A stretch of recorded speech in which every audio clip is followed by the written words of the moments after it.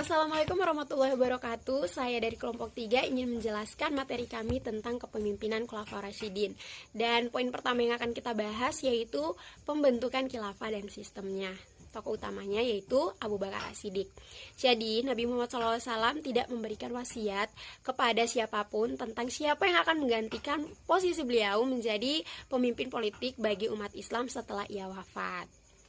Dan tampaknya Nabi Muhammad SAW memberikan persoalan ini kepada umat muslim untuk menyelesaikannya sendiri.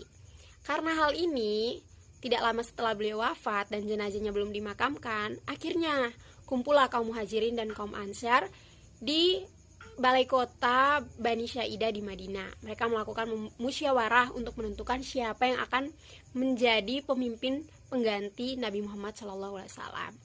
Dan musyawarah ini kemudian berjalan sangat alot karena kedua belah pihak, yaitu kaum muhajirin dan kaum ansar, mereka sama-sama merasa berhak menjadi pemimpin untuk umat Islam. Namun dengan semangat ukhuwah Islamiyah yang tinggi, akhirnya terpilihlah Abu Bakar As-Siddiq menjadi khalifah untuk kekuasaan yang dijalankan pada masa Abu Bakar sebagaimana juga pada masa Rasulullah SAW bersifat sentral. Kekuasaan legislatif, eksekutif, yudikatif terpusat di tangan khalifah. Selain menjalankan roda pemerintahan, khalifah juga melaksanakan hukum. Namun, meski hal ini terjadi, tapi Abu Bakar As-Siddiq masih mengajak para sahabat untuk melakukan musyawarah bersama. Ya teman-teman, sekarang kita masuk pada khalifah yang kedua, yaitu Umar bin Khattab. Sebelum Abu Bakar meninggal, Abu Bakar mengajak para sahabatnya untuk mendiskusikan siapa nih kira-kira yang akan menggantikannya pada saat beliau wafat. Alhasil dari diskusi tersebut, terpilihlah Umar bin Khattab sebagai pengganti Abu Bakar. Pada saat Umar bin Khattab sudah naik menjadi khalifah, ia memperkenalkan suatu istilah yang mungkin tidak asing lagi bagi kita, yaitu Amirul Mukminin, yang artinya komandan orang-orang yang beriman. Pada saat kekhalifahan Umar bin Khattab, ia sangat gencar-gencarnya melakukan ekspansi atau perluasan wilayah. Yang pertama terjadi di wilayah Damaskus, ibu kota Syria, pada tahun 635 Masehi. Selang setahun kemudian, ia melakukan ekspansi lagi ke seluruh wilayah Syria yang pada saat itu terjadi di peperangan Yarmuk. Alhasil, wilayah kaum muslimin dan kejayaan kaum muslimin atau daerah kaum muslimin itu semakin meluas. Melihat perluasan wilayah begitu cepat, Umar bin Khattab segera mengatur administrasi negara dengan mencontoh administrasi yang sudah berkembang terlebih dahulu yang dimiliki oleh Persia. Umar bin Khattab membagi pada 8 administrasi negara yang diantaranya ada di Mekah, Madinah, Syria, Jazirah, Basra, Kufa, Palestina, dan Mesir. Dan beberapa departemen yang didirikan oleh Umar diantara lain seperti pengadilan, keamanan, dan Baitul Mal yang didirikan pada pemerintahan Umar. Umar memerintah selama 10 tahun pada tanggal 13 sampai 23 Hijriah dan masa jabatannya berakhir pada saat ia meninggal. Di sini saya akan melanjutkan penjelasan dari Mas Fajar di poin pertama, yaitu tentang pembentukan khilafah dan sistemnya. Yang selanjutnya adalah Utsman bin Affan. Setelah Umar wafat, kepemimpinan khalifah digantikan oleh Utsman bin Affan. Untuk menentukan penggantinya itu, jalan yang dilakukan Abu Bakar adalah dengan menunjuk 6 orang sahabatnya dan diminta kepada mereka untuk memilih salah seorang di antaranya untuk menjadi khalifah. 6 orang di antaranya itu adalah Utsman bin Affan, Ali bin Abi Thalib, Thalha bin Ubaidillah, Zubair bin Awam, Sa'ad bin Abi Waqqas, dan Abdurrahman bin Ibnu Auf. Setelah Umar wafat, tim ini bermusyawarah dan berhasil menunjuk Utsman bin Affan menjadi khalifah melalui persaingan yang agak ketat dengan Ali bin Abi Thalib. Pemerintahan Utsman berlangsung selama 12 tahun. Dan di masa terakhir Khalifah Utsman muncul perasaan kecewa dan tidak puas terhadap umat Islam. Karena kepemimpinan Utsman ini memang sangat berbeda dengan kepemimpinan Umar, dikarenakan usia Utsman yang sudah 70 tahun. Akhirnya pada tahun 35 Hijriah atau 665 Masehi, Utsman dibunuh oleh pemberontak yakni orang-orang yang kecewa itu. Salah satu faktornya adalah kebijaksanaannya mengangkat keluarganya dalam kedudukan tinggi, dan Utsman lemah dan tidak tegas terhadap bawahannya itu. Meskipun demikian tidak berarti pada masanya tidak ada kegiatan yang penting. Utsman berjasa membangun bendungan untuk menjaga arus banjir yang besar dan mengatur pembagian air ke kota-kota. Dia juga membangun jalan-jalan, jembatan-jembatan, masjid-masjid, dan memperluas masjid Nabi di Madinah. Utsman bin Affan wafat, masyarakat beramai-ramai membaiat Ali bin Abi Thalib sebagai khalifah. Ali memerintah hanya selama 6 tahun, dan selama pemerintahannya itu ia dihadapi berbagai pergolakan, dan tidak ada masa sedikit pun yang dapat dikatakan stabil.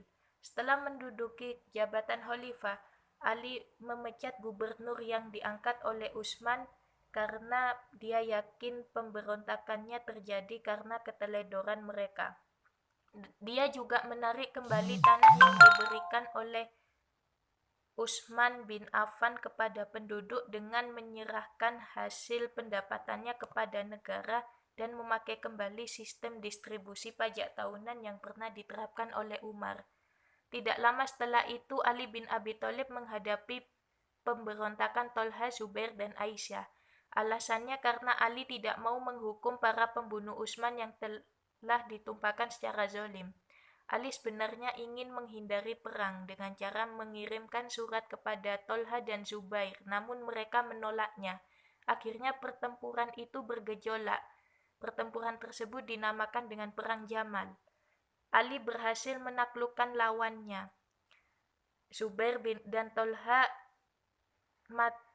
terbunuh ketika hendak melarikan diri, sedangkan Aisyah ditawan dan dikembalikan ke kota Mekah.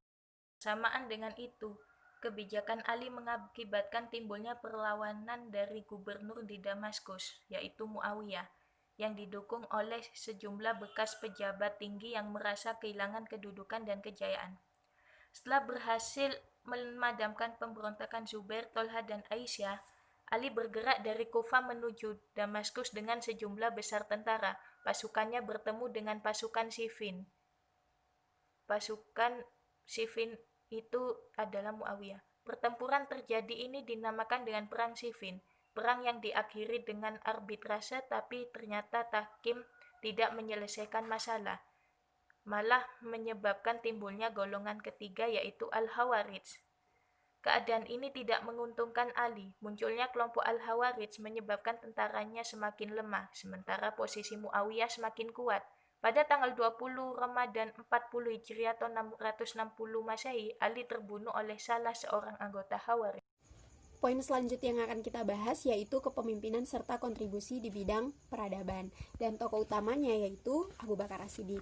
Jadi Abu Bakar As-Siddiq ini saat menjabat sebagai khalifah banyak sekali prestasi-prestasi yang ia torehkan, dan salah satunya yaitu yang pertama, pemerintahan Abu Bakar pernah digoncangkan persoalan disintegrasi atau memisahkan diri, yaitu dari suku bangsa Arab Hijaz dan Najd menyatakan melepaskan diri dari sistem kekuasaan resmi umat Islam ini, dan bentuk pembangkangannya yaitu tidak mau membayar zakat dan tidak mau juga mengakui sistem pemerintahan umat Islam ini.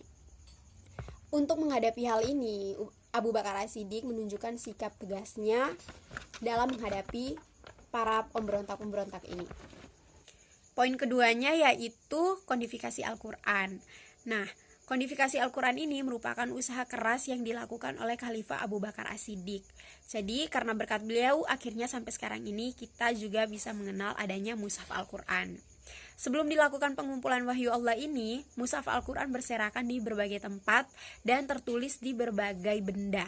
Khalifah Abu Bakar As-Siddiq ini melakukan pengumpulan wahyu Allah atas saran Umar bin Khattab yang pada saat itu menjabat sebagai penasihat utama Khalifah Abu Bakar As-Siddiq. Selanjutnya yaitu perluasan wilayah. Jadi perluasan wilayah baru yang menjadi target sasaran dakwah kaum muslimin yaitu wilayah yang berada di bawah kekuasaan Persia dan Bizantium. Nah, Kekaisaran Persia menjadi daerah yang sangat luas dari Irak bagian barat, Suriah Sam hingga ke utara Jazirah Arab. Banyak kabilah Arab yang tunduk di bawah kekuasaan mereka. Melihat hal ini dan cahaya Islam belum menyentuh daerah ini, akhirnya Khalifah Abu Bakar As-Siddiq mengirim panglima perang yaitu Khalid bin Walid dan Musannah bin Haritsah untuk mengajak daerah tersebut masuk dalam kekuasaan Islam. Khalifah Umar bin Khattab dalam peradaban Islam bisa kita lihat di Palestina. Ia mampu menguasai Baitul Maqdis pada tahun 18 Hijriah, sehingga hampir wilayah Syria dan Palestina menjadi bagian wilayah kaum muslimin. Dan di Irak dan Persia, Umar bin Khattab mampu menguasai wilayah tersebut. Ia mengutus jenderalnya yaitu Sa'ad bin Abi Waqqas pada peperangan Nahawan. Peperangan ini begitu besar dan sangat sulit ditaklukkan oleh kaum muslimin karena jumlah pasukan pada keduanya itu tidak sebanding atau seimbang. Tapi hasil dari peperangan ini yaitu dari kemenangan. Akan melanjutkan penjelasan dari Mas Fajar di poin kedua yaitu tentang kepemimpinan serta kontribusi di bidang peradaban. Yang selanjutnya adalah Utsman bin Affan. Jasa Khalifah Utsman bin Affan dalam peradaban Islam antara lain yang pertama, membuat mushaf yang standar untuk menghindari perselisihan pembelajaran Al-Quran yang kemudian digandakan menjadi 5 mushaf. Salinan mushaf tersebut dinamakan mushaf Utsmani atau mushaf yang asli dikenal dengan nama mushaf Al-Imam. Sedang 4 lainnya dikirim ke Mekkah, Syria, Basra, dan Kufah. Apabila ada salinan yang tidak sesuai dengan mushaf Al-Imam maka dianggap tidak sah. Adapun panitia penggandaan diketuai oleh Zaid bin Sabit, sedang para anggotanya terdiri dari Abdullah bin Zubair, Zaid bin As, dan Abdurrahman bin Haris bin Hisham. Alasannya ialah banyak para penghafal Al-Quran atau kufat yang gugur dalam berbagai pertempuran dan semakin sulit memantau pembelajaran Al-Quran karena kekuasaan Islam sangat luas, sehingga masing-masing daerah memerlukan dasar hukum Al-Quran agar menyamakan dialek dalam membaca Al-Quran. Yang kedua, memperluas kekuasaan Islam sampai ke berbagai wilayah, misalnya Armenia yang dipimpin oleh Salman bin Rabi'ah, Afrika, Tunisia, Tripoli, sekarang Libya yang dipimpin oleh Abdullah bin Sa'ad, kemudian Azerbaijan dipimpin oleh Walid, selanjutnya Ali bin Abi Thalib. Jasa Khalifah Ali bin Abi Thalib dalam peradaban Islam antara lain yang pertama, memajukan bidang ilmu bahasa. Khalifah Ali bin Abi Thalib menunjuk Abu Aswad Ad-Duwali agar merumuskan pokok-pokok pengembangan bahasa Arab, terutama nahwu, yaitu ilmu yang mempelajari tentang tata bahasa Arab. Dengan adanya ilmu nahwu, maka akan sangat membantu kaum muslimin secara umum untuk memperdalam Al-Quran dan hadis sebagai sumber utama ajaran Islam. Yang kedua, bidang pembangunan sangat digalakkan pada pemerintahan Ali bin Abi Thalib, terutama kota Kufa untuk menjadi kota pusat kebudayaan Islam, yaitu pusat ilmu tafsir, ilmu hadis, ilmu nahwu, dan berbagai macam ilmu pengetahuan lainnya. Sebenarnya kota Kufa telah dipersiapkan oleh Muawiyah bin Abi Sufyan sebagai pusat pemerintahan. Sekian penjelasan dari kami, kurang lebihnya mohon maaf. Wabillahi taufik wal hidayah. Wassalamualaikum warahmatullahi wabarakatuh.